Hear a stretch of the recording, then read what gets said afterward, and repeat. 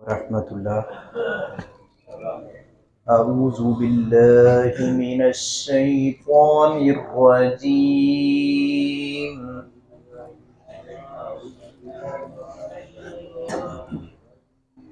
بسم اللہ الرحمن الرحیم۔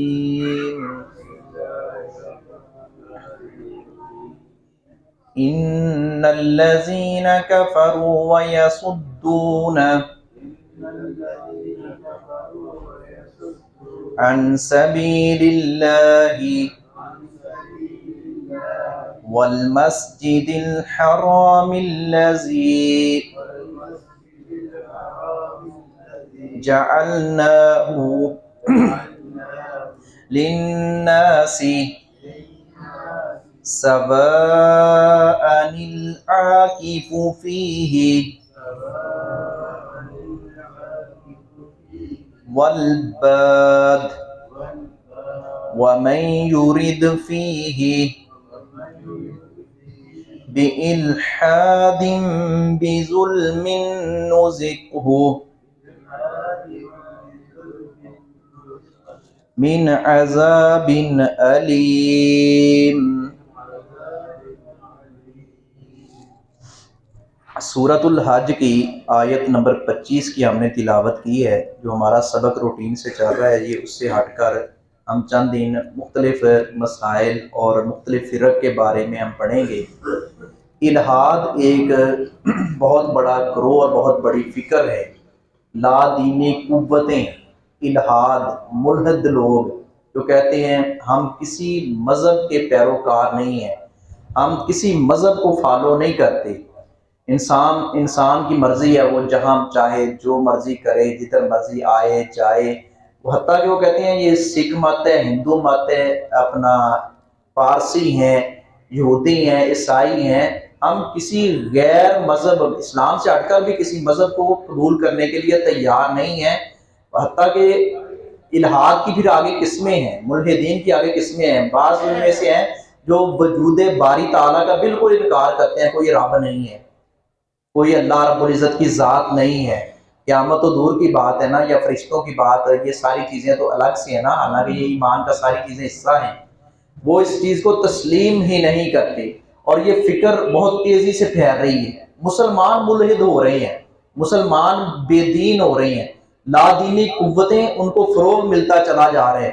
یہ سوشل میڈیا جو ہے جہاں یہ بے حیائی کے لیے بھرپور کردار ادا کرتا ہے، نوجوان نسل کو بےہودگی پر آمادہ کرتا ہے اور بےہودہ گفتگو پر اپنا لوگ اتر آتے ہیں، اور سوشل میڈیا دیکھ کر لوگ اس پہ رنگ برنگی گفتگو اور بدتمیزی، سیاستدانوں کو برا بھلا کہنا تو ایک طرف، علماء کے بارے میں اتنی غلیظ زبانیں چلتی ہیں۔ ہمیں کسی کے بارے میں گندی زبان نہیں چلانی چاہیے، چاہے وہ کسی بھی مذہبی پارٹی یا سیاسی پارٹی کا رہنما ہو۔ ہمیں بذات خود گندی زبان، ایک نمازی اور ایک مسلمان کی یہ شان نہیں ہے وہ کسی کے بارے میں گندی زبان چلائے، گالیاں دے۔ اور یہ فیس بک پر، یوٹیوب پر گالی گلوچ عام ہے، ایک سے بڑھ کر ایک گندی گالیاں دینے کے لیے تیار ہوتے ہیں اور فخر محسوس کرتے ہیں کہ میں نے فلاں کو گالی دی، میں نے فلاں کو یہ کہہ دیا، وہ کہہ دیا۔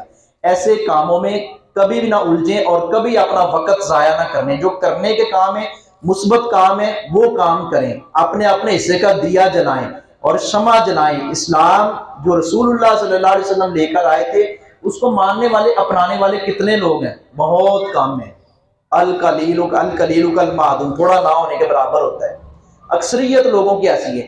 پہلے نمبر پر ایک لبرل طبقہ ہے، سیکولر طبقہ ہے، پھر غیر مذاہب لوگ ہیں۔ اب پوری دنیا میں عیسائیت اس وقت سب سے بڑا دین ہے، اسلام پھیل رہا ہے، اس میں کوئی شک نہیں، بڑی تیزی سے پھیل رہا ہے، لیکن اس کے باوجود عیسائی اس پوری دنیا میں مذہب عیسائیت ہے سب سے زیادہ جو رائج ہے۔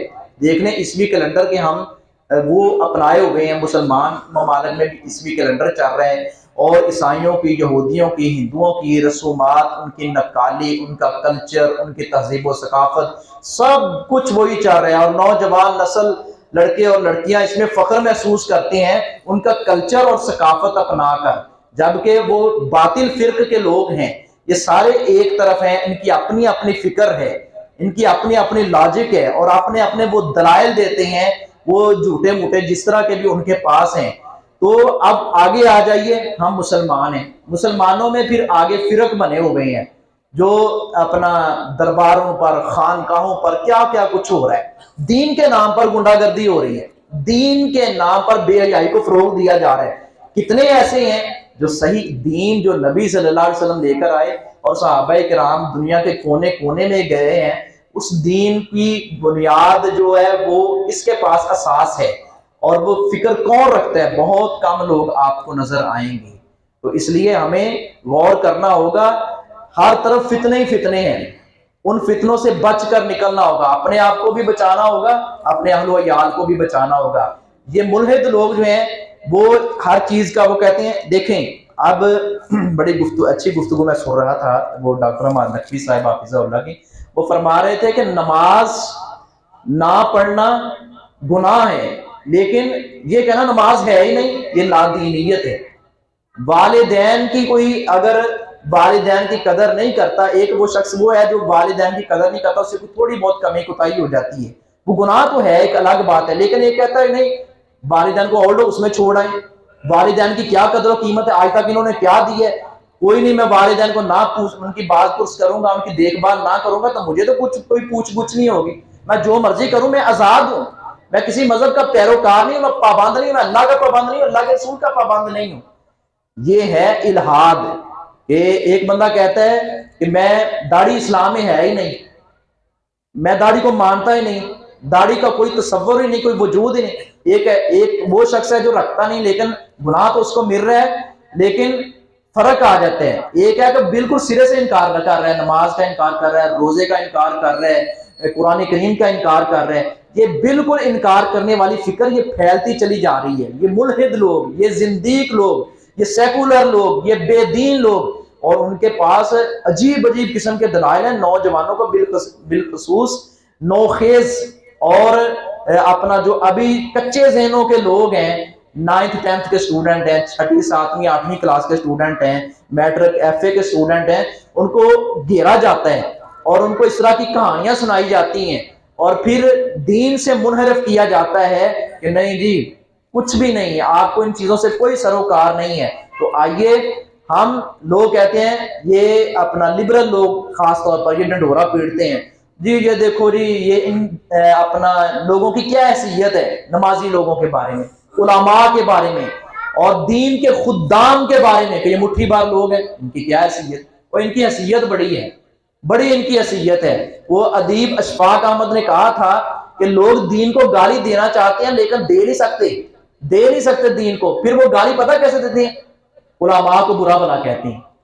ان کے لیے حال یہ ہے کہ علماء کو برا بھلا کہو, کیونکہ دین کو گالی دیں گے تو ڈائریکٹ کوئی نہ کوئی ان پر مسئلہ بنے گا. آپ جانتے ہیں کہ پاکستانی قوم اور ہم مسلمان لوگ کتنے متشدد ہوتے ہیں اس معاملے میں.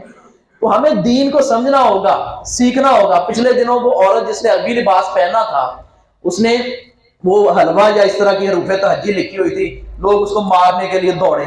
ایک تو اس نے تو غلطی کی وہ چونکہ ہمارے لوگ یہاں کے واقف نہیں ہیں عربی زبان سے, اور وہ اس کلچر سے واقف نہیں ہے. ان کے نزدیک تو ایسا ہی ہے نا جیسے سبق لکھا ہوا, قرآن پاک لکھا ہوا یا حدیث لکھی ہوئی ہے. انہوں نے کہا دیکھو جی اس عورت نے گستاخی کی, اس نے عربی لباس پہنا تھا, وہ سارے پولیس نے اس کی جان چھڑائی, حتیٰ کہ علماء نے بھی تمام مقاصد پہ ذکر کے اس میں اچھا کردار ادا کیا. لیکن لیبل ایک گروہ ایسا ہے جو ہر وقت یہ اس کی کوشش ہوتی ہے اور وہ اس تار میں رہتا ہے کہ کب علماء کے بارے میں گندی زبان کا استعمال کریں.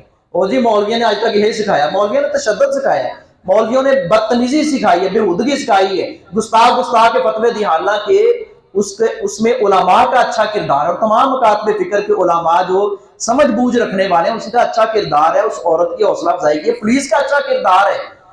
ایک طبقہ وہ ہے جو اپنے, میں کہتا ہوں وہ اہل حدیث یا دیوبندی یا بریلوی, اپنے کسی فرق سے, اپنے عالم دین سے, اپنے مکتبہ فکر سے اس سے بھی رہنمائی لینے کے لیے تیار نہیں ہوتا. وہ سمجھتا ہے اگلے کل کا مالک میں ہوں, میں مفتی ہوں, گھر میں فتویٰ وہ خود دے رہا ہے, حتیٰ کہ بیوی کو طلاق 10-15 دفعہ دے دی ہے, ٹھیک ہے, لیکن اس کے ساتھ زندگی بسر کر رہا ہے, حرام بچے جنم دے رہا ہے, اور سمجھتے ہیں کہ ہم بڑے دین کے ٹھیکیدار ہیں.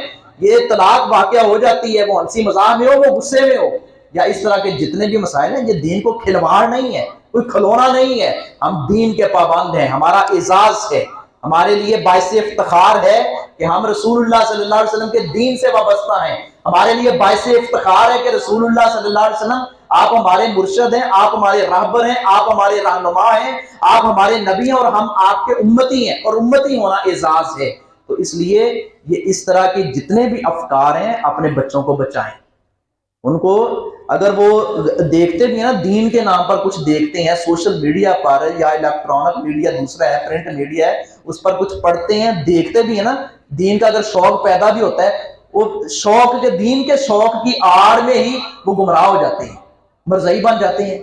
وہ غامدی فکر کے لوگ منکرین حدیث کی طرف چلے جاتے ہیں, وہ ملحد بن جاتے ہیں, وہ لبرل بن جاتے ہیں. یہ 8 مارچ کو جو ہوتا ہے میرا جسم میری مرضی, نعوذ باللہ, جس میں امہات المومنین کی گستاخی کی گئی, جہاں جس میں اللہ رب العزت کی, یہ وہی فکر ہے الہاد, کوئی دین نہیں ہے.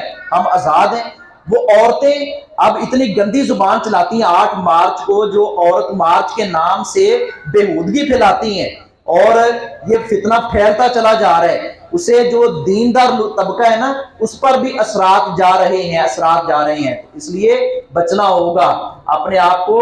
یہ اللہ تعالیٰ کا شکر ادا کریں کہ ہم دیندار ہیں اور دینی گرانوں سے تعلق رکھتے ہیں, اور اس میں مزید مضبوطی اور مزید اس کے ساتھ جڑ جانا یہ ہمارا بنیادی حق ہے. دراصل بات الہاد کی تھی, تو اس آیت میں اللہ رب العزت نے لفظ الہاد بولا ہے. الہاد کہتے ہیں کجربی, انحراف. یہ قبر ہوتی ہے لحد, بگلی قبر ٹیڑھی سی بنی ہوتی ہے. یہ ملحد وہی ہوتا ہے, الہاد اسی سے ہے, ہٹ جانا, دین سے ہٹ جانا, صراط مستقیم سے ہٹ جانا, اپنی فکر اپنی لاجک پیش کرنا کہ میں سارا کچھ ہوں. تو اس آیت میں بالخصوص اللہ رب العزت نے تذکرہ کیا ہے مسجد حرام کا, اور اللہ رب العزت کے گھروں سے جو روکنے والے ہیں اور ان لوگوں کے مسجد حرام کا تذکرہ کیا ہے. اور ساتھ یہ بات بھی اللہ رب العزت نے بیان فرمائی, وہاں کے رہنے والے اور وہاں سے باہر سے آنے والے سب کے لیے قانون ایک ہے. یہ حرم ہے اور اس کا تقدس لازمی ہے. ان الذین, بے شک وہ لوگ جنہوں نے کفر کیا, ویصدون, اور وہ روکتے ہیں, عن سبیل اللہ, اللہ کے راستے سے, لوگوں کو اللہ کے راستے سے جو روکتے ہیں, جنہوں نے کفر بھی کیا ہے اور لوگوں کو اللہ کے راستے سے روکتے بھی ہیں. یہاں تو حالت یہ ہے کہ اللہ رب العزت نے عام مسجد, کوئی بھی مسجد ہو, وہاں سے کوئی اگر کسی کو روکتا ہے کہ نہ بھائی تو ادھر نماز پڑھنا جائیں, یہ اللہ رب العزت نے فرمایا وَمَنْ أَظْلَمُ مِمَّنْ مَنَعَ مَسَاجِدَ اللَّهِ, اس سے بڑا ظالم کون ہو سکتا ہے جو لوگوں کو مسجدوں سے روکتا ہے, اللہ کے گھروں کی طرف جانے سے روکتا ہے. اور روکنے کے کئی طریقے اختیار کیے جاتے ہیں. نہ اتنے قرآن مجید کا ترجمہ جڑا پڑھ دے نا پڑھاندے نے, وہ تو اپنا ترجمہ تو تمہیں سمجھ نہیں آئے گا, اس کے لیے 17-18 علوم سیکھنے پڑیں گے. وہ ترجمہ پڑھو گے تو گمراہ ہو جاؤ گے, قرآن سیکھو گے تو گمراہ ہو جاؤ گے. یہ حدیث کے نام پر آپ کو نعوذ باللہ گمراہ کر رہے ہیں. ساڑھے بابے اگر ٹولکیاں بجا کے لوگوں کو کلمہ پڑھا کے, یہ قرآن پڑھا کے لوگوں کو جڑا کافر بنائی جاتے ہیں.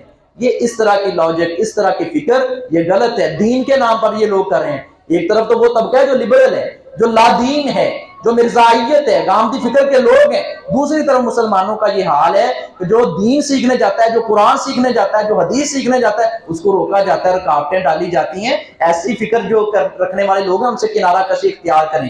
جو اللہ کے راستے سے روکتے ہیں, والمسجد الحرام الذی, اور مسجد حرام سے, وہ مسجد حرام جسے جعلناہ, ہم نے مقرر کیا, للناس, لوگوں کے لیے, سواء, برابر ہے, العاکف, جو وہاں کے رہائشی ہیں ان کے لیے وہ مسجد حرام برابر ہے, فی, اس میں, والباد, اور باہر سے آنے والے سب کے لیے ایک قانون ہے. سب آرام سے اور آزادی سے عبادت کریں اس اللہ رب العزت کے گھر کی.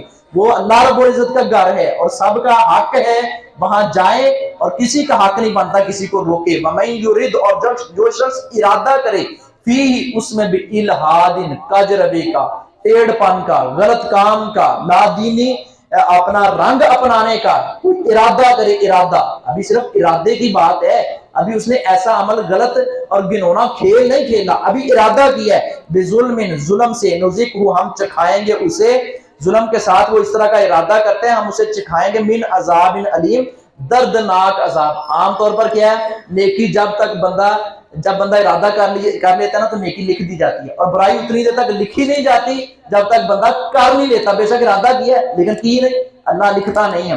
لیکن مسجد حرام کے بارے میں اللہ رب العزت نے فرمایا جو اس کی طرف میلی نگاہ سے دیکھے گا، غلط ارادہ بھی کرے گا یہاں کے نمازیوں کے بارے میں، مسجد حرام کے بارے میں، اس کے تقدس کو پامال کرنے کا ابھی ارادہ کرے گا، ہم اس کو دردناک عذاب چکھائیں گے. وما علینا الا البلاغ.